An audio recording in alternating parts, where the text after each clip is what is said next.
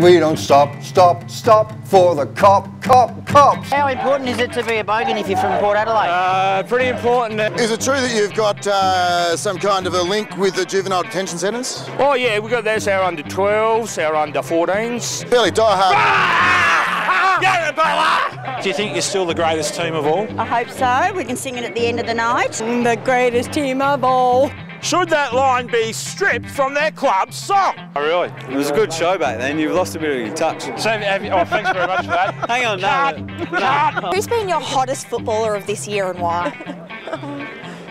Buddy Franklin. They're all very good looking. He does have a good rig and quite a feminine face. I'd like to see Elmer Fudd as the president of the D's. Imagine his speeches would be like, oh, you wascally wabbits, you gotta win lots of matches.